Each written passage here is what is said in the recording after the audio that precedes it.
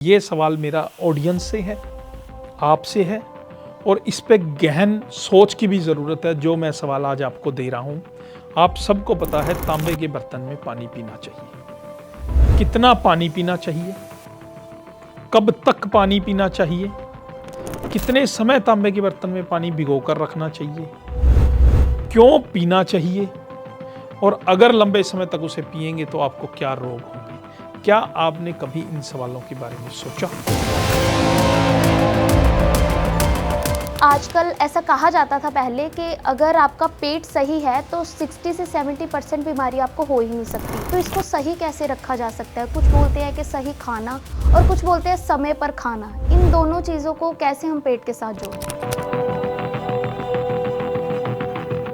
Indigestion की problem हो, चाहे वो गैस्ट्रिक अल्सर बन गए हों, चाहे वो GERD हो, गैस्ट्रो इसोफेजियल रिफ्लक्स डिजीज, मुंह के अंदर खट्टा पानी आ जाना। तो ये प्रॉब्लम्स जब उसकी चरम सीमा पे होती हैं, बिल्कुल पीक पे हैं, तब वो हमारे पास आता है। हार्ट की प्रॉब्लम है, वो कफ कारण हो सकती है। यूरिन की प्रॉब्लम है, वो अलग कारण हो सकता है। पेट के अलावा जो दूसरा सबसे ज़्यादा बड़ी प्रॉब्लम मेरी नज़र में जो दिख रही है मुझे, वो है स्ट्रेस और एंजाइटी।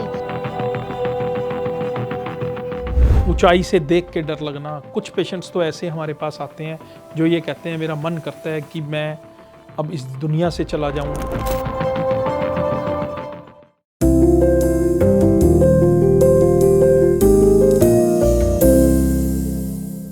नमस्कार, द हेल्थ टॉक शो में आप सभी का स्वागत है और मैं हूं आपके साथ तान्या पाठक। दोस्तों, हेल्थ ट्रेंड्स तो हमेशा आते जाते रहते हैं, लेकिन आयुर्वेदा को टाइमलेस कहा गया है। और आज इसी आयुर्वेदा के बेनिफिट्स को हमारे साथ डिस्कस करने के लिए स्टूडियो में मौजूद हैं वैद्य डॉक्टर विवेक आहूजा। नमस्कार डॉक्टर विवेक, स्वागत है आपका। डॉक्टर विवेक, आजकल ऐसा कहा जाता था पहले कि अगर आपका पेट सही है तो 60 से 70% बीमारी आपको हो ही नहीं सकती, लेकिन आज हर दूसरे आदमी को गैस, एसिडिटी या कॉन्स्टिपेशन ऐसी दिक्कत है। ऐसा क्यों हो रहा है? देखें तान्या जी, आपने पहले ही मैसेज दे दिया है कि अगर किसी का डाइजेस्टिव सिस्टम ठीक है, कोई कुछ खाता है वो ठीक से पच जाता है और आपका मल मतलब स्टूल जो हम मॉर्निंग में फ्रेश होते हैं वो ठीक से आ रहा है, तो आपको 105 तरह की ऐसी बीमारियां हैं जो नहीं होंगी।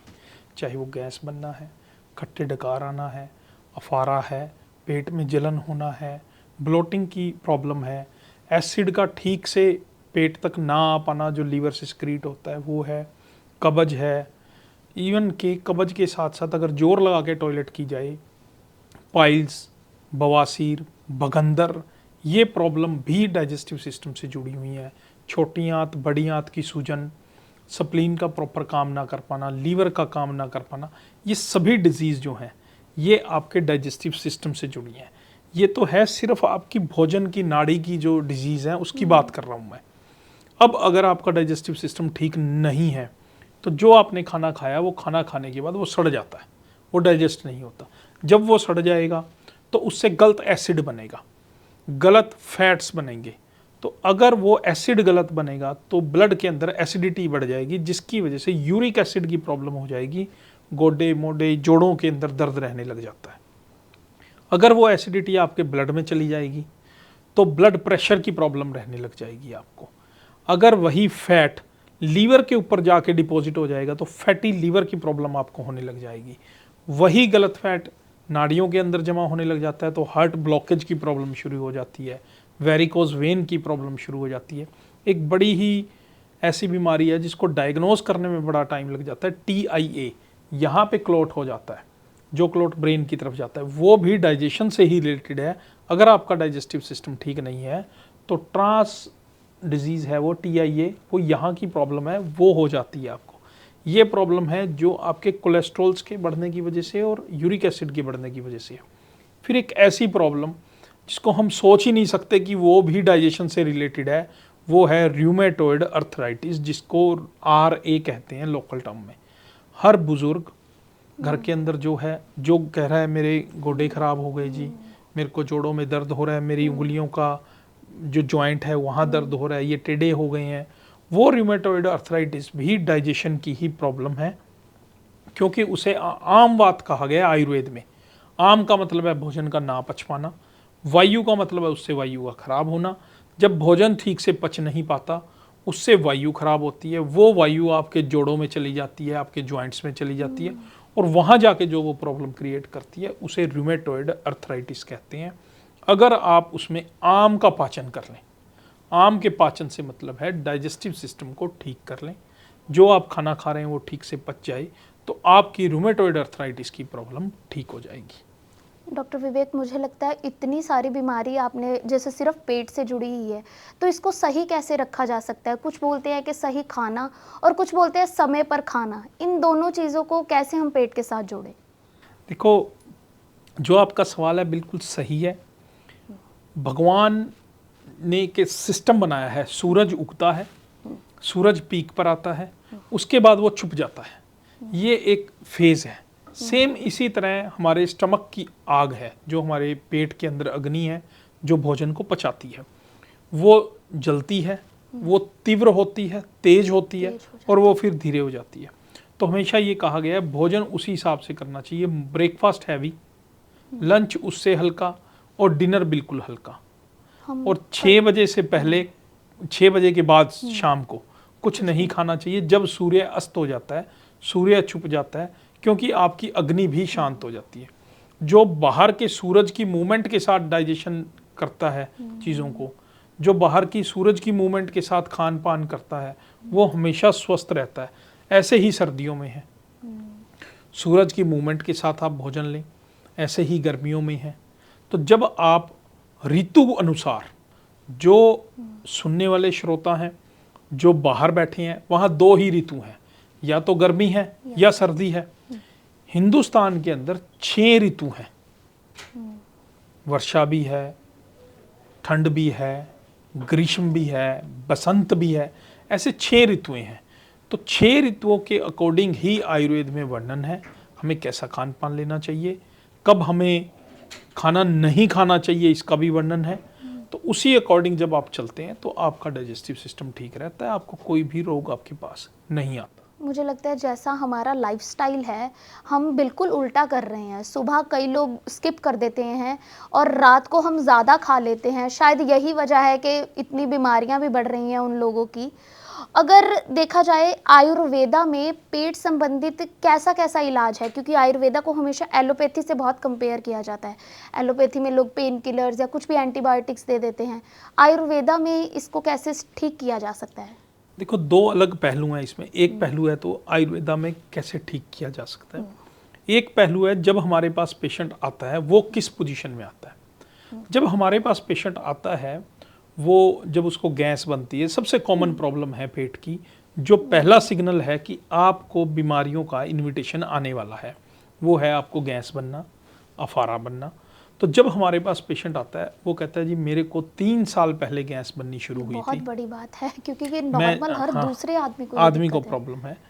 तो पहले वो कहता है 3 साल पहले गैस बनना शुरू हुई, मैं अजवाइन ले लेता था, मैं जीरा ले लेता था, मेरी दादी ने एक फक्की बना रखी है मैं वो ले लेता था, मैं नींबू डाल के पी लेता था। तो वो घर में कुछ ना कुछ ले रहा था। फिर वो कहता है जी मैं एक पाउच आता है बाजार में, उसको खोल के पानी के अंदर डाल लेता था, उससे झाग निकलती है, उसके बाद उसको मैं पी लेता था। फिर मैं अब सुबह उठ के एक गोली खाता हूँ। अब उनसे भी उसकी एसिडिटी ठीक नहीं हो रही और वो और ज़्यादा ख़राब हो रही है, चाहे वो इंडाइजेशन की प्रॉब्लम हो, चाहे वो गैस्ट्रिक अल्सर बन गए हों, चाहे वो GERD हो, गैस्ट्रो इसोफेजियल रिफ्लक्स डिजीज़, मुंह के अंदर खट्टा पानी आ जाना। तो ये प्रॉब्लम्स जब उसकी चरम सीमा पे होती हैं, बिल्कुल पीक पे हैं, तब वो हमारे पास आता है कि आयुर्वेद के माध्यम से हम इसे ठीक कर लें, क्योंकि वो अपने सारे साम दाम दंड भेद लगा चुका है। तो जब हमारे पास पेशेंट आता है तो हम ये देखते हैं कि क्या उसकी अग्नि का मतलब है जो आपके पेट के अंदर आग है वो ज़्यादा है, ज़्यादा भी नुकसानदेह है, वो कम है, वो भी नुकसानदेह है, वो सम होनी चाहिए। तो आयुर्वेद भी यही कहता है सम धातु सम अग्निश्च, धातु भी आपकी सम होनी चाहिए और आपकी अग्नि भी सम होनी चाहिए। तो हमने उसका ट्रीटमेंट वैसे ही करना है। अगर उसकी आग तेज है तो उसे सम करना है, अगर कम है तो उसे बराबर लेके आना है, जिससे उसका डाइजेशन ठीक हो जाए और वो क्योर हो जाए। कॉमन आपकी किचन के अंदर कुछ एक ऐसी चीज़ें हैं, जैसे पिपली है, मग पीपल एक चीज़ होती है जी, जैसे काली मिर्च है, ऐसे मग पीपल होती है। मग पीपल को आप एक चुटकी मग पीपल के चूर्ण को शहद के साथ मिक्स करके आप लेने लग जाएं, आपका डाइजेस्टिव सिस्टम, आपकी जठर अग्नि स्ट्रोंग होगी, आपको गैस, अपच, अफारा ऐसी प्रॉब्लम्स होनी बंद हो जाएंगी। आपने एक चुटकी मग पीपल को शहद के साथ लेना है। ऐसे ही जीरा है, अजवाइन है, धनिया है, सौंफ है। लोग वीडियो देख के सुन के यूज़ तो करते हैं, पर ये नहीं पता कितनी मात्रा में लेना है, कब लेना है, कितने समय तक लेना है, किस ऋतु में कैसे लेना है। अब जैसे मैं एग्जांपल की बात करूं, हरड़ है, हमारी आयुर्वेद की किताब में हरड़ को लिखा गया है, एकल औषधम, जो सारे रोगों की चिकित्सा करती है। एक ही अगर आप चीज़ लेने लग जाएं, वो सभी रोगों के ऊपर कार्य करती है, वो हरड़ है। अब हरड़ आप सारा साल खा सकते हो। हरड़ कब सेंधे नमक के साथ खानी है, कब गुड़ के साथ खानी है, कब शक्कर के साथ खानी है, ये अलग अलग लिखा गया है किताब में हर ऋतु के अनुसार। तो इसीलिए जब आप किसी अच्छे वैद्य को दिखाते हैं तो आपकी स्टमक से रिलेटेड कोई भी प्रॉब्लम है, गैस बनना, अफारा, एसिडिटी, ब्लोटिंग, खट्टे डकार आना मुंह में, कब्ज हो जाना, ये सभी प्रॉब्लम्स ठीक हो जाती हैं। जो मैं एग्जांपल दे रहा था आपको, जीरा, अजवाइन, सौंफ, धनिया, आपने इनको सम मात्रा में लेना है। सम मात्रा का मतलब बराबर मात्रा में लेने। 100 ग्राम जीरा, 100 ग्राम अजवाइन, 100 ग्राम धनिया, 100 ग्राम सौंफ, सबको हल्का सा भून लें। आपने बिल्कुल सड़ाना नहीं है, ड्राई उसको गर्म कर लें ताकि वो थोड़ा सा मॉइस्चर उसका निकल जाए। उसके बाद आप उसको दरदरा कर लें, दरदरे का मतलब उसको हल्का सा कूट लें। उस पाउडर को एक डब्बी में बंद करके रख दें। 1 चम्मच रात को, 1 चम्मच सुबह, खाली पेट सुबह लेना है, रात को भोजन करने से 1 घंटा पहले आप गुनगुने पानी के साथ उसे लें। आपकी अग्नि प्रज्वलित होगी, आप जो भी भोजन करेंगे वो ठीक से पच जाएगा। जब वो पच जाएगा तो आपको कोई डिजीज नहीं होगी। जीरा अकेला ही 100 से ज़्यादा बीमारियों पे काम करता है। अजवाइन आपके डाइजेस्टिव सिस्टम पे काम करती है। धनिया आपको कभी थायराइड नहीं होने देता। अगर किसी को थायराइड है, हम कहते हैं धनिया का काढ़ा उबाल उबाल के पियो, थायराइड ठीक हो जाता है। तो धनिया आपके ऑर्गन्स को डिटॉक्सिफाई करता है। तो जब आप ये कॉम्बिनेशन लेते हैं तो आप अपने पूरे डाइजेस्टिव सिस्टम को ठीक कर लेते हैं। आपको कभी कब्ज की प्रॉब्लम नहीं होती। सौंफ खाने से आप देखिए उसमें फाइबर इतना है, आपको कॉन्स्टिपेशन की प्रॉब्लम नहीं होगी। तो जब आप ऊपर से और नीचे से दोनों जगह से डाइजेस्टिव सिस्टम को ठीक कर लेते हैं तो कोई भी ऐसी प्रॉब्लम जो मैंने आपको बताई है, बीपी है, शुगर है, यूरिक एसिड का बढ़ना है, रूमेटॉइड अर्थराइटिस है, ऑस्टियो अर्थराइटिस है, ऑस्टियोपोरोसिस है, हड्डियों का भुर जाना, वो प्रॉब्लम भी, ऐसी कोई भी बीमारी आपके पास नहीं आएगी। और आप अगर स्टमक किसी का ठीक है वो तो ठीक रहेगा ही। डॉक्टर विवेक, अभी आपने जैसे कई घरेलू मुझे नुस्खे बताए, लेकिन कई लोग इस चीज़ को कर नहीं पाते हैं। तो क्या ऐसे कोई प्रॉपर आयुर्वेदा में मेडिसिन भी है जो हमें नेचुरल तरीके से ठीक कर सके? देखो, जब भी हम डाइजेशन की बात करते हैं तो डाइजेशन को लेके आयुर्वेदा में बहुत सारे ऐसे योग हैं जिनका वर्णन किया गया है। हमारे भी योग आते हैं। जैसे आम लोग जो पब्लिकली किसी भी केमिस्ट से, पंसारी से जाके ले लेते हैं, अविपत्तिकर चूर्ण है, हींगवाष्टक चूर्ण है, शिवक्षार पाचक चूर्ण है, ये वो चूर्ण है जो डाइजेशन को ठीक करते हैं। पर किस चूर्ण का कहाँ प्रयोग करना चाहिए ये सबसे इंपॉर्टेंट है। तो उस चीज को देखते हुए हमने तीनों दोषों को, वात, पित्त, कफ को बैलेंस करके हमने एक अम्लाहर टैबलेट बनाई है। वो टैबलेट जब आप यूज करते हैं तो आपके ब्लॉटिंग की समस्या, एसिड बनने की समस्या, गैस्ट्रिक अल्सर की समस्या, उस पर पहले दिन से ही रिजल्ट आना शुरू हो जाता है। 2 गोली सुबह, 2 गोली शाम को गुनगुने पानी के साथ आप लेना शुरू करें। वो उन सभी जड़ी बूटियों का मिश्रण है जो जड़ी बूटियां वात, पित्त, कफ तीनों ही केसेस के पेशेंट्स में एसिडिटी को ठीक करती हैं, अग्नि को सम करती हैं, ताकि आपका डाइजेशन बिल्कुल ठीक रहे। डॉक्टर साहब, अभी आपने वात, कफ, पित्त का जिक्र किया है। लोग इसमें बहुत कंफ्यूज हो जाते हैं इन चीज़ों में। अगर सिंप्लीफाइड तरीके से आप बताएं, क्योंकि बेसिक ही मुझे लगता है आयुर्वेदा का यही है, तो आप कैसे बताएंगे? देखो, मेरी उम्र प्रैक्टिस करते हुए जो हो गई है वो लगभग मेरी 18 साल की प्रैक्टिस हो गई है। और वात पित्त कफ इतना गूढ़ विषय है, हम आज भी इसको सीख रहे हैं।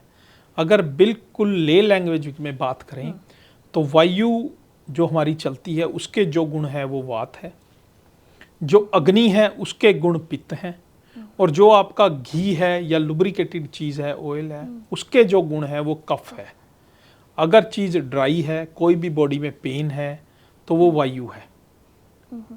अगर सेक है, दाह है, जलन है, वो पित्त है। जहाँ लुब्रिकेशन है, ये जॉइंट्स हैं, इनकी प्रॉब्लम है, वो कफ है।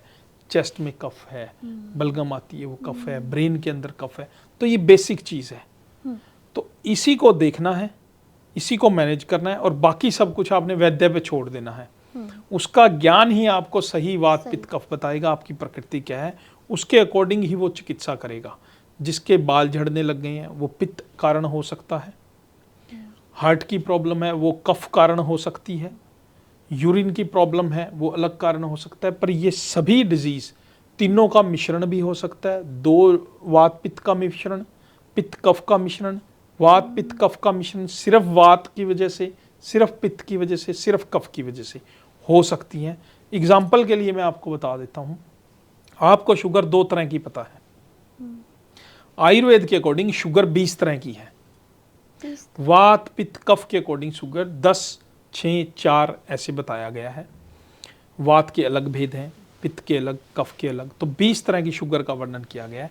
तो ये कॉम्प्लिकेटेड साइंस है। अच्छे वैद्य से सलाह लेके ही आयुर्वेदिक दवाई का प्रयोग करना चाहिए। घरेलू नुस्खे आप यूज़ करते हैं। अगर मैं एग्जाम्पल की बात करूं, ये सवाल मेरा ऑडियंस से है, आपसे है, और इस पे गहन सोच की भी ज़रूरत है। जो मैं सवाल आज आपको दे रहा हूं, आप सबको पता है तांबे के बर्तन में पानी पीना चाहिए।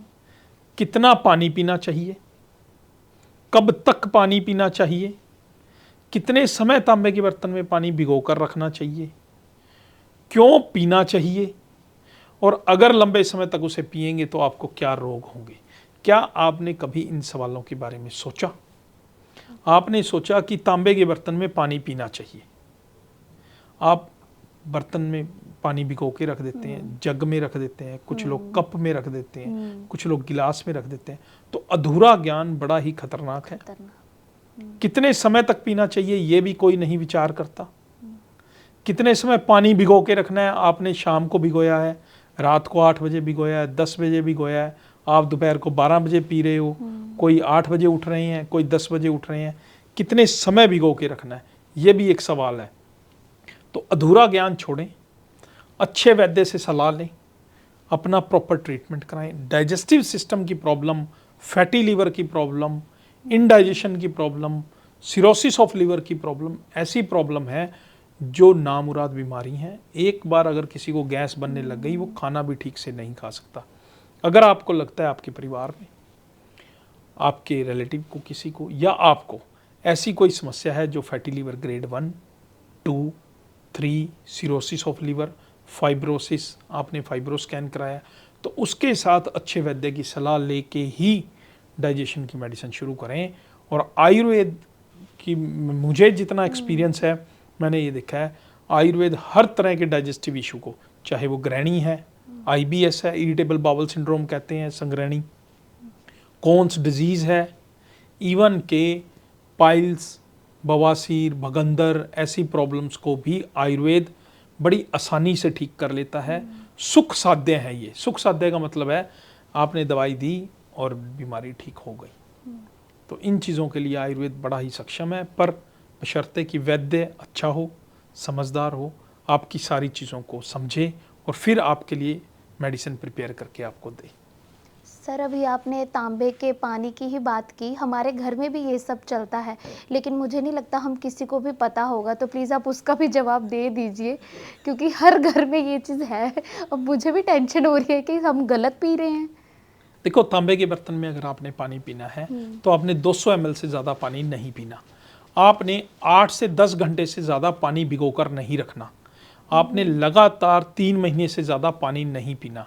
अगर आप तांबे का ज़्यादा पानी पियोगे तो आपकी लार्ज इंटेस्टाइन की इरोजन हो जाएगी, जिसकी वजह से आपको ग्रहणी जैसे रोग हो जाएंगे, क्रोन्स डिजीज जैसे रोग हो जाएंगे।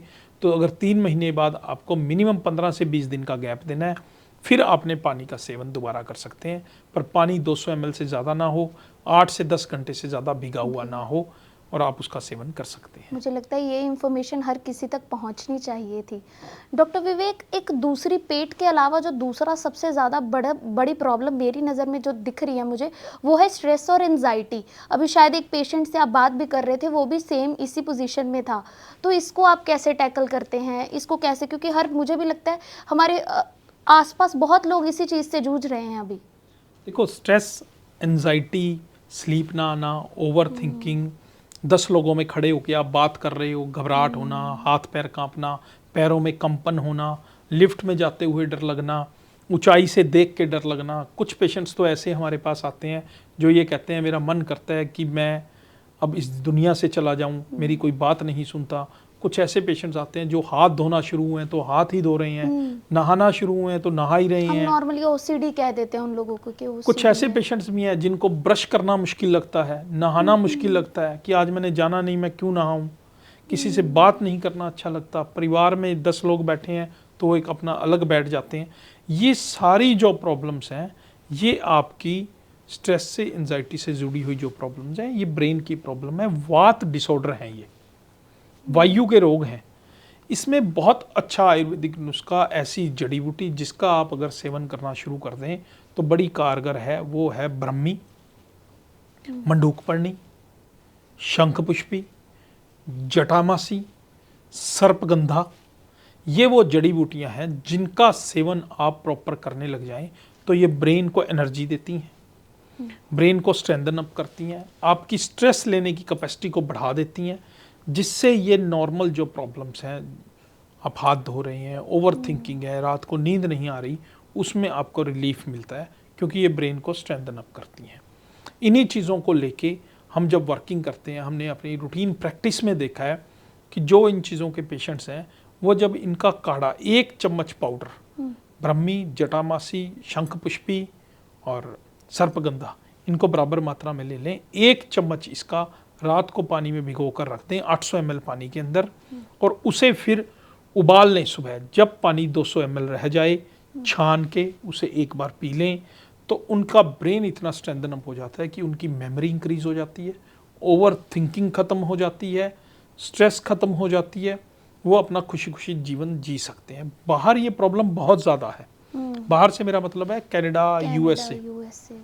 एक वहाँ पर्सन अकेला है, किसी से दुख नहीं बांट सकता, हर काम उसे खुद करना है। अगर वो बीमार भी है तो भी उसने जॉब पे जाना है। फैमिलीज भी न्यूक्लियर हो चुकी हैं, दो फैमिली लोग। ये एक बहुत बड़ा कारण है। पहले क्या था, गांव के अंदर शाम को लोग इकट्ठे बैठते थे, अपना दुख दर्द बांट लेते थे।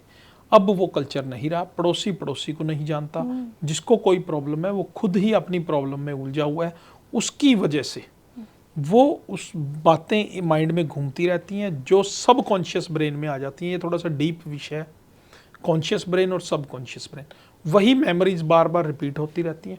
उसके लिए ही जो मैंने आपको जड़ी बूटियाँ बताई हैं, अगर उनका सेवन करने लग जाएं, वायु को हम कंट्रोल कर लें, आयुर्वेद में वो चीज़ें हैं, stress, anxiety, depression, over thinking, जिसे आप OCD कह रहे हैं, वो एक कार्य को बार बार करते रहना, इन सभी चीज़ों से आप छुटकारा ले लेते हैं।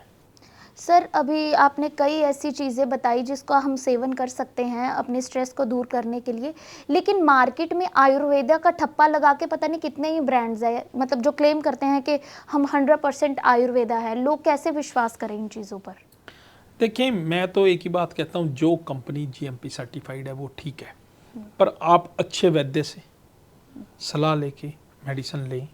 जैसे हमारी ब्रह्मी वटी है, हमारी जो मेडिसिन ब्रेन के लिए आती है, हमारी ब्रेन की मेडिसिन ब्रेनियक केयर के नाम से 2 चीज़ें आती हैं। एक टैबलेट फॉर्म में ब्रेनियक आता है, एक अर्क फॉर्म में आता है। अर्क में हमने 6 चीज़ें डाली हैं, उसमें जो मेन इंग्रेडिएंट्स हैं उसमें ब्रह्मी है, शंखपुष्पी है, जटामासी है, सर्पगंधा है और द्राक्षा है, दाख है। उनको हमने इकट्ठा एक बर्तन में डाल लिया, उसमें पानी डाल लिया, उसकी ही हमने भाप बनाई और फिर दूसरी तरफ इकट्ठा कर लिया। जैसे अर्क बनता है, गुलाब का अर्क बनता है, वैसे हमने ले लिया। उसकी अगर आप 10 ml सुबह 10 ml शाम को लेने लग जाएं तीसरे दिन पेशेंट ये कह देता है कि मेरी ओवर थिंकिंग कम हो गई है, मेरे को स्लीप प्रॉपर आने लग गई है। ये आप घर भी बना सकते हैं, जो मैंने आपको बताया। दूसरा जो है, ब्रह्मी के कॉम्बिनेशन के साथ हमने ब्रेनियक बनाई है। उसमें 6 से 7 चीज़ें हमने डाली हैं। उन चीज़ों से, जैसे उसमें पिपली हमने डाली है, उसमें ब्रह्मी हमने डाली, ऐसी चीज़ें जो आपके ब्रेन को स्ट्रेंथन अप करती हैं। जब आप उसकी एक गोली सुबह, एक गोली शाम को लेने लग जाते हैं, तो आपके जो माइंड में ओवर थिंकिंग चल रही है, स्ट्रेस चल रही है, स्लीप नहीं आ रही, उसमें रिलीफ मिलता है। अगर होम रेमेडी की बात करें, अश्वगंधा एक चीज़ आती है जी बाजार में। अश्वगंधा का अगर आप आधा चम्मच पाउडर रात को लेने लग जाएं, बशर्ते कि पाउडर असली हो, फ्रेश अश्वगंधा से बना हो, वो आप आधा चम्मच रात को लेने लग जाएं, आपको बड़ी अच्छी स्लीप आएगी, ओवर थिंकिंग नहीं होगी, आपके बॉडी के हैप्पी हार्मोन्स रिलीज होंगे, जिससे आपको वो चीज़ें, नेगेटिव थॉट्स माइंड के चले जाएंगे और आप एक अच्छी नींद ले पाएंगे। डॉक्टर विवेक, लाइफस्टाइल को लेकर हम बात कर रहे हैं, तो आजकल हेयर फॉल हो गया, स्किन डिसीज हो गई, ये चीज़ें भी बहुत है जिसको लेकर लोग डॉक्टर्स के पास भी भागते हैं। इसका आयुर्वेदा में कैसा इलाज देखो, है? पित्त रोग की वजह से, पित्त दोष जब बढ़ जाता है आपका खान पान की वजह से, डाइजेशन ठीक नहीं है, लीवर ठीक नहीं है, विटामिन डी की कमी हो गई, विटामिन B12 की कमी हो गई। मैक्सिमम पेशेंट्स जिनका हेयर फॉल हो रहा है, जिनके अर्ली ग्रेइंग ऑफ हेयर्स, मतलब उम्र से पहले सफ़ेद बाल हो गए हैं, हम उम्र से पहले की बात कर रहे हैं, 40 साल से पहले की, 38 साल से पहले की। हर कोई इसी चीज़ से, सबके हो रहे हैं आजकल तो बालों का झड़ना, गंजापन होना, बालों का गंजापन होना खालित्य कहा गया है आयुर्वेद में। बालों का पक जाना, मतलब सफ़ेद हो जाना, पालित्य कहा गया है आयुर्वेद में। जब ये चीज़ें हो जाती हैं, तो आपने आयुर्वेद का हेल्प लेनी है। उसमें सबसे पहले तो आपने अपने लीवर को चेक करना है, क्या खान पान ठीक है, विटामिन डी ठीक है, B12 ठीक है। तो उसके बाद आयुर्वेदिक ऐसे फार्मूलेशंस हैं, जड़ी बूटियाँ हैं, जिनसे ऑयल तैयार किया जाता है, जैसे नारियल है, तिल का तेल है, भृंगराज है, आंवला है, वो चीज़ें जो बालों पे काम करती हैं, जैसे गुड़हल के फूल हैं, मेथी दाना है, कलौंजी के बीज हैं, इनसे तैयार किया हुआ फार्मूला। और उसके अंदर अगर गाय का, भैंस का और बकरी का दूध डला हुआ है तो वो अति उत्तम है। अगर किसी के बाल झड़ते हैं, अगर उसमें रक्त गुंजा, एक बीज होता है, अगर उसमें गुंजा है, तो अगर किसी के खालित्य हो गया है, आयुर्वेद की किताब लिखते हैं, खालित्य का मतलब है खालीपन, बाल उड़ ही गए हैं, बिल्कुल सफ़ेद साफ हो गए हैं बाल, तो भी अगर आप रक्त गुंजा का यूज़ करते हैं, शुद्ध करके, शुद्ध करने का उसका तरीका है दूध में।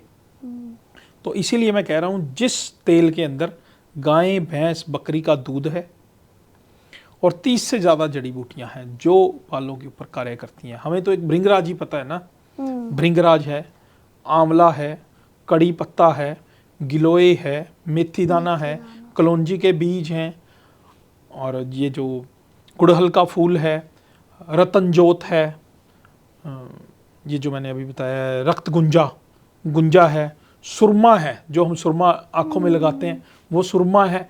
तो ऐसे 32 जड़ी बूटियाँ हैं जिनका प्रयोग नारियल के साथ, तिल के तेल के साथ, गाय, भैंस और बकरी के दूध के साथ अगर किया जाए, तो आयुर्वेद की किताब ये लिखती है कि आपके खालित्य की, मतलब गंजेपन की, पालित्य की, मतलब बालों का अर्ली सफ़ेद हो जाना, उसकी प्रॉब्लम बिल्कुल ठीक हो जाती है। उम्र को देखते हुए, अगर आपकी उम्र 50 साल है तो डेफिनेटली कम रिजल्ट आएंगे। अगर आप यंग हैं, उसके साथ योगा करें, शीर्षासन करें, आपको 100% रिजल्ट मिलता ही मिलता है। मुझे नहीं लगता कि कोई ऐसा इतनी जड़ी बूटियाँ इकट्ठी करेगा। कि आपके पास सिंपल भाषा में कोई प्रोडक्ट है जो आप रेकमेंड करें हमारे व्यूअर्स को भी, जो ये देख रहे हैं, जिनको ये दिक्कत है? देखिए, हमारे पास एक प्रोडक्ट है 3-in-1 हेयर ऑयल। उसमें 3 विधि के साथ वो बनाया गया है। सबसे पहले कषाय पाक विधि, सभी जड़ी बूटियों को, 30 से ज़्यादा जड़ी बूटियाँ जो मैंने आपको बताई हैं, उन्हें भिगो कर रखा गया, उसे उबाल के उसका काढ़ा बनाया गया। फिर आती है तेल पाक विधि। नारियल के तेल को, तिल के तेल को अच्छे से पकाया गया, उसके अंदर सभी जड़ी बूटियों को डाला गया, फिर उसे पकाया गया। फिर आती है शीर पाक विधि, तीसरी विधि। शीर पाक विधि का मतलब है उसके अंदर दूध को डाला गया, गाय का, भैंस का, बकरी का, तीनों दूध को डाला गया, फिर उस तेल को पकाया गया और तब तक पकाया गया जब तक उसमें से पानी निकल ना जाए।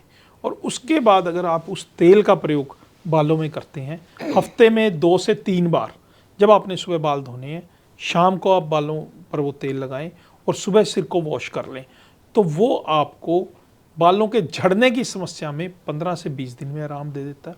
बाल उगने के लिए समय लेता है उम्र के अकॉर्डिंग। 3 से 6 महीने जब आप उसका रेगुलर यूज़ करते हैं तो आपके जो बाल बिल्कुल झड़ भी गए हैं वो भी आने शुरू हो जाएंगे, बशर्ते कि आपका विटामिन डी, विटामिन बी12 और लीवर ठीक हो, शीर्षासन कर रहे हो आप, योगा मेडिटेशन कर रहे हो। तो ये आयुर्वेद कहता है। आयुर्वेद की बुक का ही ये फार्मूला है, 3-in-1 हेयर ऑयल के नाम से आता है। सहस्त्र योगम बुक, सुश्रुत संहिता, चरक संहिता, उनमें इनका वर्णन है, इन्हीं जड़ी बूटियों का वर्णन है जो बालों को दोबारा से नया जीवन देती है। डॉक्टर विवेक, मुझे लगता है आपने काफ़ी हद तक जो लोग जिस चीज़ से ग्रस्त हैं उनका सल्यूशन दिया है, लेकिन फिर भी अगर किसी को आपसे कांटेक्ट करना हो, वो कैसे पहुंच सकता है आप तक? देखो, आज के समय में कांटेक्ट करना बिल्कुल आसान है।